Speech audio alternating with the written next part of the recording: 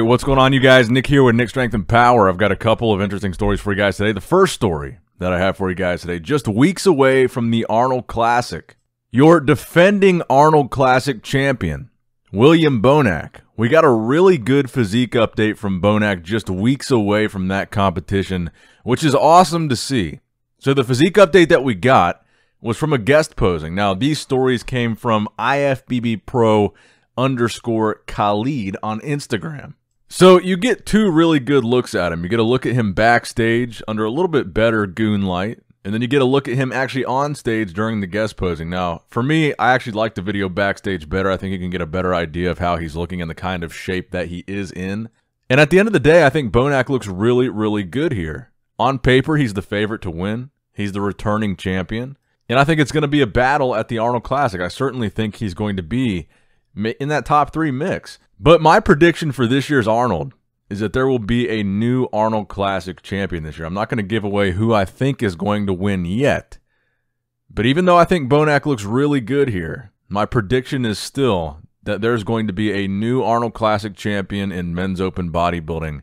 Comment in the comment section below who you think my prediction is, or who your prediction is to win the Arnold, or if you think that Bonac is going to win the show again and defend his title. Let me know in the comment section below, but that is the latest from William Bonac just in today. Now, next up in the news, of course, big Dennis James does not disappoint us. Now that Ramy is staying with him, training with him, and prepping for the Olympia with Dennis, Dennis is keeping the updates coming. He's filming their workouts together. He's constantly posting on his stories updates of Ramy, and today was no exception, posting a training video of Ramy doing probably my favorite exercise in the world, barbell curls. But look, I'll be honest, you can't really tell how Ramy looks in this video. You can't really tell what kind of shape he's in just based on his arms and forearms this close to the show. A lot of people are sending this video to me, asking me what I think. How do I think he looks?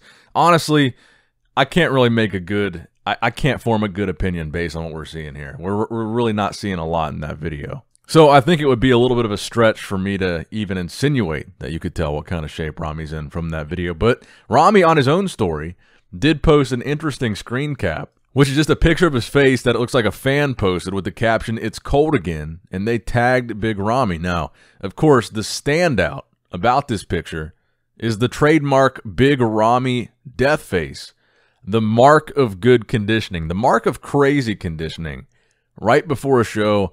When your face gets sucked in, there's no water, there's no fat, the skin starts to kind of wrinkle up and get hard like that. You get that death face sucked onto the bone, on the cheekbone. Ramy had that last year, and a lot of people were saying from this photo that it looks like he has that this year.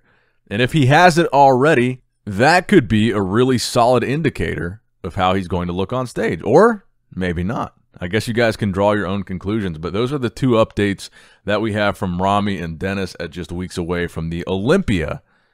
Now, also in interesting news, Dan Solomon, who's essentially the head honcho at the Olympia, he posted a video with Big Ramy, which was interesting because aside from Brandon Curry, who is a former Mr. Olympia champion, obviously you guys know that, the two guys that I've really got my eye on at the Olympia this year to be top 3 guys and to be possible winners, besides Brandon, are Ramy and Hadi Choopan. My top 3 really this year is Ramy, Hadi, and Brandon in no particular order. I just think those 3 guys will be in the top 3. But Dan Solomon asks Ramy about Hadi, as Hadi potentially being one of Ramy's biggest threats. And this was what Ramy had to say. And also Mr. Dan Solomon again. And wait, we us guys in Mr. Olympia 2021. And we are ready to meet the fans around the world. Very happy this year. Ramy, a lot of talk about this year's Olympia. I know there's a guy named Hadi Choopan who just got here from Iran, and word has it that he's going to be better than ever, and he's coming for your title. Yeah, he must be, you know, give him 100%, and I do that also. And all the competitors, good luck for all of them. But I promise, Winter, he will stay a long time. Ramy, what's going to happen in Orlando? You going to win this thing again? Yeah, wearing good stuff, guys, because he will be cold, so cold. Winter's coming. Yeah, for sure. Now, next up in the news, let's talk Regan Grimes again. Regan Grimes is really making an effort to improve upon the physique that he brought to the Olympia stage last year.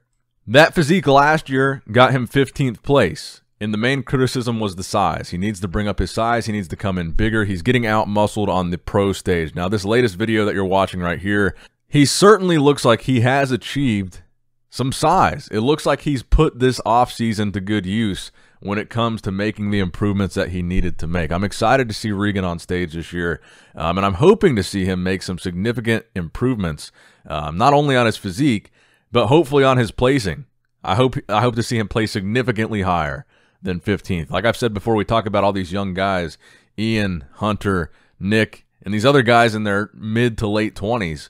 Regan is one of those young guys, too, that has a ton of potential and can do really well. We just need to see him really perfect what he needs to bring to the open class. And like I said, I think the biggest thing is size. Now, he posted this side-by-side comparison where he says this is the 2020 Olympia compared to 4.5 weeks out from this year's 2021 Olympia. And it looks pretty evident. And granted, it's hard to make these comparisons when you're taking a stage picture versus a picture in the gym or under some goon light, because obviously with your lighting and your camera and your angles, you guys know this, you can look a million times better than in a stage shot where you don't control any of those circumstances. But that being said, I think objectively, Regan looks bigger and better in the update that he posted at 4.5 weeks out than he looked on stage last year at the Olympia. He looks significantly better to me in the newest photo that he posted. So I think that's a good thing. And the good thing for Regan is really 15th place at the Olympia. There's really nowhere to go but up from there if you're already qualified for the next Olympia, which he is. He's qualified for this one. So if he brings in a significantly better physique, I could see him moving from 15th to possibly cracking the top 10. Now, next up in the news, Larry Wheels possibly preparing to get ready for another foray into the world of bodybuilding competition. Posting this physique update on his Instagram story, this is his current physique, this is his current shape. This is how Larry is currently looking from a bodybuilding standpoint, going through some poses here. And look, my honest opinion is I think Larry could do well if he comes back and focuses exclusively on bodybuilding. I mean, obviously it goes without saying that for a powerlifter, he has a really elite physique. Obviously, most powerlifters aren't built or look like Larry Wheels. He's definitely got most powerlifters beat in that regard. But bodybuilding obviously is a different game. And I think the main thing, and this is why I wanted to talk about this after the Regan story, would be that he needs to add on a little bit of size. He's a taller guy. I believe he's 6'1", and he walks around really lean. I think that's one of the things that makes him stand out as a powerlifter. Is one of the things you don't typically see in a powerlifter is someone that's really lean all the time. And Larry always appears to be in relatively good shape. From that aspect, he always looks like he's in good condition. And he tried the NPC Nationals a few years back. I believe it was 2018. He didn't do that well there. And my main thing would be filling out his physique and adding size. To me, I think when it comes to bodybuilding, a guy like Larry, it makes him look a little bit lanky. I don't want to say skinny, because that'd be ridiculous to even call Larry skinny. But from a visual standpoint, how Larry looks next to a shorter, more compact bodybuilder, Larry being taller, Larry being lean all the time, I think maybe Larry needs an offseason where he puts on some serious size, lets himself maybe gain a little weight, gain a little fat, gain a little water, but put on some muscle. But who knows? I have no idea if Larry really does intend to come back and compete in bodybuilding. He's got his hand in so many different pots: arm wrestling, strongman, powerlifting, a little bit of bodybuilding here and there, a little bit of strict curl here and there. He's a jack of all trades and a master of some of them. And got to be honest, he's more than just a master of none. But let me know what you guys think in the comment section below, and give this video a thumbs up if you want to see Larry compete in bodybuilding one more time, or maybe more than that. And next up in the news, a physique update from Wesley Vissers, Vintage Genetics himself, 4 weeks out from the 2021 Mr. Olympia Classic Physique category after recently qualifying at the show in Poland. Wesley looking to make a statement at this year's Olympia after what I think was one of the best packages. And look, now that I've seen more pictures and videos, I think I can honestly say I think the package that he brought to Poland was one of the best packages he's brought during his pro career. And something similar to that, I think, would fare very well on the Olympia stage. Now, this physique update, 4 weeks out from the Olympia, I would like to see him a tad bit drier at the Olympia than he was in Poland, but I don't want him to sacrifice any of that fullness that he had. And that's the challenge of peaking for a show. I mean, I think at that last show he was full, but he was also sharp, and that's what looked really good for Wesley. I would like to see him a little drier, a little crisper on the Olympia stage, but without sacrificing that fullness that he had, because sometimes when Wesley does that, it makes him look a little bit flat, and that's what we don't want. So that's kind of the delicate game that I think Wesley is going to be playing for this Olympia prep. He's got the size. I firmly believe he's got the size, even in the lower body. When he comes in with his legs separated enough, even though that is kind of his lagging body part, when they're separated enough, they really don't look that bad. They really look pretty good. Even on the Poland stage, I think they looked pretty good. But with Wesley, I just don't think size is the issue. I don't think he needs to put on more size or a whole lot more size, even when it comes to lower body. I think he's already big enough for Classic Physique as a division. My prediction for Wesley in this year's Classic Olympia, he will break the top 10 this time. That's my prediction for Wesley. I would love to see him do even better than that and crack the top 6, but I'm not going to make a crazy bold prediction here. I think somewhere between 6 and 10 would be a safe spot to predict Wesley to play. So that's kind of what I'm leaning towards right now. Now, next up in the news, a physique update from none other than Nick Walker. And this time, I wanted to put this physique update in here as well, because typically Nick will post these physique updates under very unflattering lighting, and he does that on purpose to just to kind of show, here's how freaky I am. Here's how good my physique is. I'll take these pictures in really not that great of lighting, so that when I'm on stage, in many cases, you'll probably look even better than you looked in the update pictures. But in this picture, he's in the gym, and he's kind of under some goon lighting there, and it gives you an idea of what Nick Walker looks like at just weeks away. We're 2 weeks out right now. We're less than 2 weeks out from the Arnold.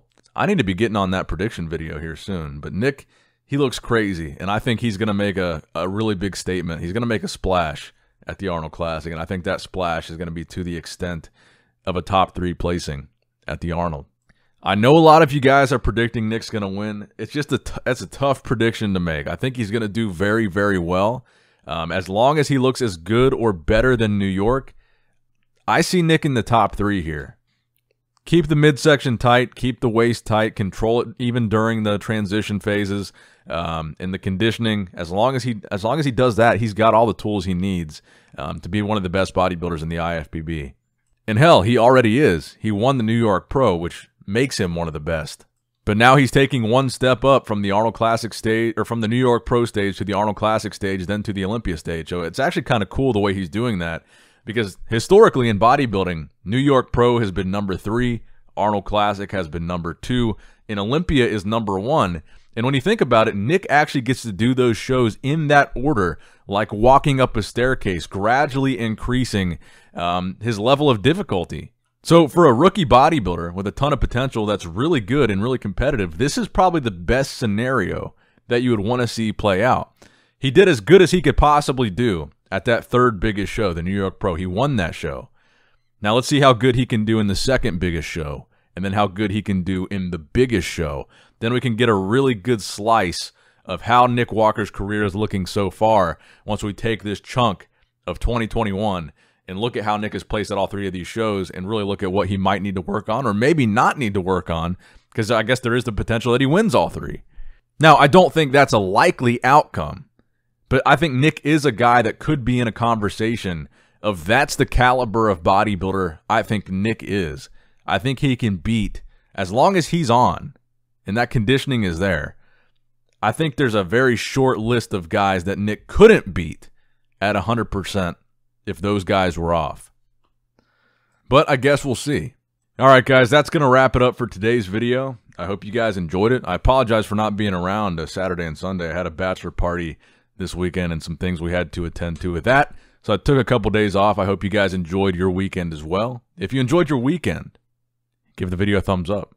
But if you enjoyed the video, then also give the video a thumbs up. Actually, no matter what, just give the video a thumbs up. Help me get into that algorithm.